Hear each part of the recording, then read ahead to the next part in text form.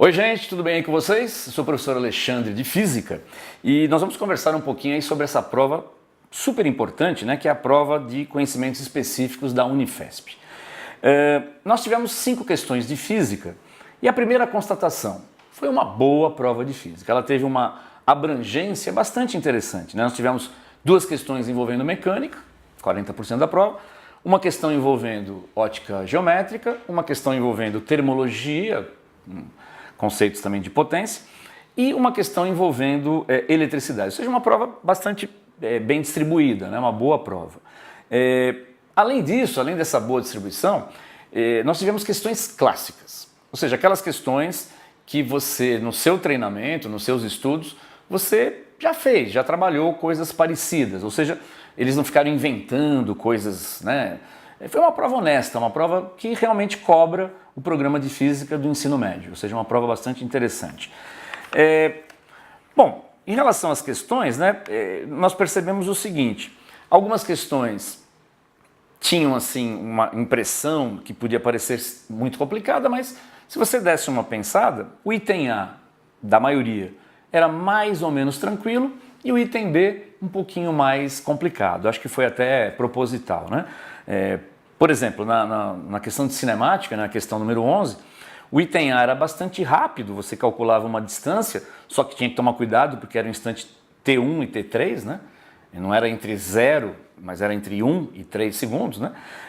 Mas era rápido o item A. O item B já era uma coisa um pouquinho mais complicada, porque envolvia o som, né? Você tinha que calcular o tempo que o som levava para chegar até o final, o tempo de queda total da queda livre e ainda tinha que se lembrar que foi feito 1 segundo depois, né? O aviso sonoro foi feito 1 segundo depois. Então o item B, apesar de fórmulas tradicionais, né? O sorvete, sorvetão, exigia um pouco de atenção. Na questão 12, também, né, uma questão muito tradicional, você tem lá uma resultante centrípeta e depois uma colisão inelástica. Mas você tinha que tomar cuidado porque ele não dava massa, então você tinha que achar o produto mv² e utilizar depois, né? Mas uma questão também bastante interessante, onde o item B deu um pouquinho de trabalho. Na questão número 13, que é aquela questão que a gente já fez várias vezes, né? Você tem lá um aquecimento com um resistor. Qual era o cuidado? As unidades, você tinha, por exemplo, quilograma por metro cúbico, por outro lado você tinha litros por minuto, e você tinha que misturar o fluxo, né, a vazão pelo tempo, a densidade, a questão da massa, ou seja, uma questão chatinha, mas por outro lado uma questão muito tradicional. A questão 14 de ótica me pareceu talvez a mais emocionante. Por quê?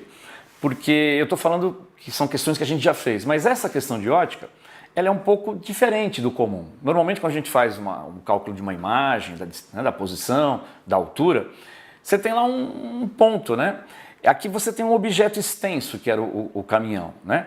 Então você tinha que calcular a posição da imagem da frente do caminhão e da traseira, né, do caminhão. Então tinha essa dificuldade a mais.